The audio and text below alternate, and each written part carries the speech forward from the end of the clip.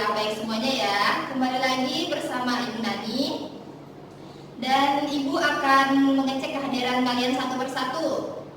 Ya, hadir semuanya ya. Kepada ketua kelas silakan dipimpin doanya. Berdoa dimulai. Berdoa selesai. Belum belajar, kalian periksa dulu baju kalian ya satu persatu apakah sudah rapi. Jika sudah, lalu kalian lihat di bawah bangku kalian masing-masing apakah masih ada sampah. Jika masih, silahkan buang. Kalian belajar IPA minggu lalu tentang apa? Materi padi. Iya benar. Padi apa, masih ingat? Makanan pokok orang Indonesia. Sudah tahu kan ya bagaimana cara mempertahankan padi dan lain-lain sebagainya. Sebenarnya pada pagi hari ini kita masih ada bersangkutan materinya terhadap materi minggu lalu, yaitu tentang perkembangbiakan makhluk hidup. Baiklah, tujuan pembelajaran pada kali ini yaitu ada 4. Yang pertama, siswa mampu menjelaskan perkembangbiakan secara vegetatif dan generatif. Yang kedua, siswa mampu menjelaskan perkembangbiakan manusia. Yang ketiga, siswa mampu menyebutkan contoh perkembangbiakan tumbuhan. Dan yang terakhir, siswa mampu menyebutkan contoh perkembangbiakan hewan.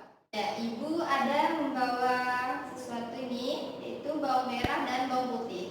Biasanya di rumah kalian bawang merah dan bawang putih ini untuk apa ya? Iya benar, untuk ibu kalian memasak. Terus untuk obat-obatan juga bisa ya, untuk mengeluarkan angin. Langsung saja anak-anak, Ibu akan menjelaskan materi kita yang utama, yaitu perkembangbiakan makhluk hidup. Perkembangbiakan makhluk hidup itu terbagi menjadi 2, yaitu perkembangbiakan secara vegetatif, tidak kawin, dan perkembangbiakan secara generatif, kawin. Poin A yaitu perkembangbiakan pada manusia. Seorang perempuan itu dapat menghasilkan sel telur, sedangkan seorang lelaki itu dapat menghasilkan sel sperma. Hal inilah yang memungkinkan manusia menghasilkan suatu keturunan, yaitu melalui perkawinan, yaitu proses pernikahan. Ya, anak-anak, untuk lebih jelasnya, ini ada video tentang perkembangbiakan manusia. Selamat menyaksikan. Masa prenatal atau sebelum kelahiran, masa postnatal atau sesudah kelahiran. Masa prenatal dimulai ketika terjadi pembuahan dan terbentuk zigot dalam sel telur. Sel telur membelah menjadi ratusan dan menempel di dinding rahim, menjadi embrio dan mulai membentuk struktur manusia. Alat pencernaan, pernapasan, dan jari-jari mulai dibentuk, jantung mulai berdetak. Bayi mendapatkan makanan dari plasenta dan sudah bisa bergerak. Bentuk membulat, kulit warna merah jambu, rambut mulai. Untuk lebih jelasnya lagi, kita akan menggunakan media pembelajaran yaitu yang bernama Smartbook PMH, Perkembangbiakan Makhluk Hidup. Buka. Slide yang pertama yaitu perkembangbiakan manusia. Coba perhatikan gambar di sini. Ini adalah alat perkembangbiakan wanita dan alat perkembangbiakan pria. Sedangkan di sini itu ada proses, kita lihat perkembangan manusia itu dimulai dari sejak lahir, yaitu menjadilah bayi. Lalu setelah bayi dia akan tumbuh menjadi balita, yaitu bayi yang berumur sekitar 5 tahun gitu. Yang ketiga, dia akan tumbuh menjadi anak-anak. Nanti anak-anak akan beranjak menjadi seorang yang remaja. Remaja lalu ia akan menjadi manusia yang dewasa dan hingga lansia, lanjut usia. Ciri-ciri perubahan pada masa pubertas yaitu ada anak perempuan, salah satunya adalah suara itu jadi melengking. Terus sedangkan pada anak laki-laki yang paling menonjol itu adalah tumbuhnya jakut. Perkembangbiakan tumbuhan.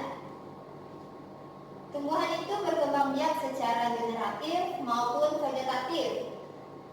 Vegetatif itu terbagi menjadi 2 lagi, yaitu alami dan buatan. Ya, di sini anak-anak ada 7. Silakan dibaca ya. Yang pertama umbi batang, umbi lapis, tinggal, geragi, tunas maupun tunas adventif. Terus perkembangbiakan vegetatif buatan itu ada 5: mencangkok, menempel, menyambung, stek, dan merunduk. Ya, ini Ibu mengambil salah satu contoh perkembangbiakan tumbuhan. Ini ada perkembangbiakan secara vegetatif ya, alami dan buatan. Coba ini perkembangbiakan alami dengan apa? Iya, dengan tunas. Benar sekali. Contohnya adalah pohon pisang ya. Terus ini secara buatan. Ini gambar tentang apa anak-anak? Coba tebak. Iya, tentang mencangkok ya. Benar.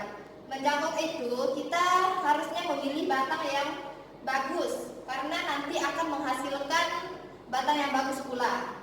Pertama kita pilih batangnya, terus kita kupas kulitnya sedikit menggunakan pisau yang tajam. Setelah itu dibiarkan gini. Selanjutnya barulah dibungkus menggunakan plastik dan di dalamnya itu nanti ada sabuk kelapa. Dan barulah kita tanam ke tanah dan akan menjadi tumbuhan baru nantinya. Oke, ini perkembangbiakan secara generatif ya. Ibu mengambil yaitu contoh buah mangga. Pertama dari ini apanya? Oke, buahnya ya dulu. Dia kalau sudah buah, berarti di dalamnya itu ada biji. Ya benar, ada biji. Nanti kalau bijinya dibiarkan lama kelamaan dia akan tumbuh tunas. Seperti ini. Dia akan tumbuh tunas, ada akar-akar sedikit gini. Setelah ini barulah dia bisa untuk disemai atau dibibitkan. Nah, biasanya itu pembibitan mangga itu dilakukan di dalam pot gitu dan dikasih ini kayak serbuk padi gini. Selanjutnya barulah dia ditanam ke tanah yang tersedia dan menjadilah pohon mangga. Sudah mengerti anak-anak? Perkembangbiakan hewan. Iya, perkembangbiakan hewan itu ada 2, ada secara tidak kawin dan ada secara kawin. Secara tidak kawin ini contohnya adalah membelah diri dan ini perkembangbiakan generatif atau secara kawin, yaitu dia terbagi menjadi 3 macam. Yang pertama hewan melahirkan atau biasanya disebut dengan vivipar. Ini ya anak-anak contohnya, coba sebutkan. Iya, singa, ada beruang, ada kuda, lumba-lumba, sapi, dan gajah. Selanjutnya hewan bertelur atau biasa disebut dengan ovipar. Iya. Ini kalian bisa perhatikan ya anak-anak. Selanjutnya hewan bertelur melahirkan, yaitu biasa disebut ovovivipar. Ini contohnya, ada kadal, ini ada ikan pari, dan lain-lain. Oke, untuk lebih jelasnya, Ibu akan melihatkan kepada kalian ini contoh perkembangbiakan hewan, yaitu secara generatif Ibu mengambil contoh hewan ayam, yaitu perkembangbiakan itu dimulai dari telur ayam. Nanti telurnya akan menetas setelah beberapa hari. Selanjutnya akan menjadi anak ayam dan dia nanti akanlah menjadi ayam dewasa. Ya, ini adalah contoh hewan paramecium, yaitu tidak melakukan perkawinan, hanya saja dia melakukan fragmentasi atau membelah diri. Seperti tadi di contoh slide itu ada amoeba, dan ini dia ya, dari sini dia jadi sini, dan dia akan membelah diri. Baiklah anak-anak, silahkan materinya dibaca-baca kembali, setelah itu dipahami dengan benar. Jika kurang mengerti silahkan ditanyakan ke ibu maupun ke temannya yang sudah mengerti ya. Selanjutnya ini buka buku kalian halaman 125. Dan itu ada pilihan ganda 1 sampai 25 dan bagian A, bagian B silahkan dikerjakan. Untuk mempermudah kalian dalam mengerjakan soal yang ibu berikan tadi, maka kita akan bermain dengan model pembelajaran IOC, Inside Outside Circle, yaitu kalian akan ibu bagi menjadi 2 kelompok, yaitu lingkaran kecil dan lingkaran besar. Kelompok itu terdiri dari 4 sampai 5 orang. Kecil itu dia memulai terlebih dahulu akan membagikan informasi kepada kelompok lingkaran besar. kelompok lingkaran kecil ini menghadap ke dalam, sedangkan kelompok lingkaran besar menghadap keluar. Ketika kelompok kecil memberikan informasi, setelah dia memberikan informasi, dia diam di tempat. Setelah itu kelompok lingkaran besar akan bergeser 1 atau 2 langkah. Selanjutnya kelompok lingkaran besarlah yang akan berbagi informasi. Demikian seterusnya. Lalu setelah semua siswa mendapatkan informasi, terus setiap siswa itu kembali ke kelompoknya masing-masing dan mendiskusikan hasil informasi yang ia dapat. Lalu setiap kelompok nantinya akan mempresentasikan hasil diskusinya dan hasil pengerjaan soalnya ke depan kelas masing-masing. Anak-anak sudah mengerti materi kita pada hari ini? Kalau sudah, kita sama-sama menyimpulkan materinya, yaitu tentang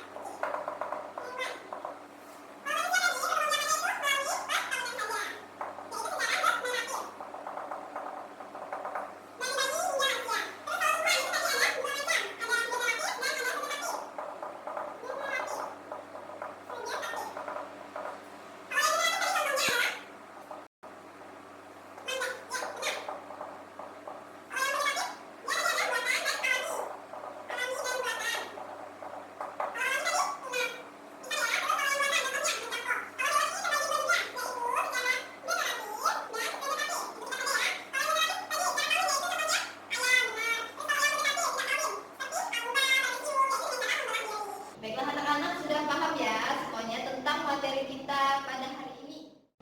Agar kalian lebih memahami dan mendalami materi, maka Ibu akan memberikan PR kepada kalian, yaitu pada halaman 150. Kalian kerjakan dan dikumpulkan pada pertemuan berikutnya. Ketua kelas silakan pimpin doanya. Berdoa dimulai. Berdoa selesai. Sekian pembelajaran kita pada hari ini, semoga bermanfaat untuk kita semua. Dan kurang lebihnya Ibu mohon maaf. Terima kasih atas perhatian kalian. Ibu akhiri dengan wassalamualaikum warahmatullahi wabarakatuh.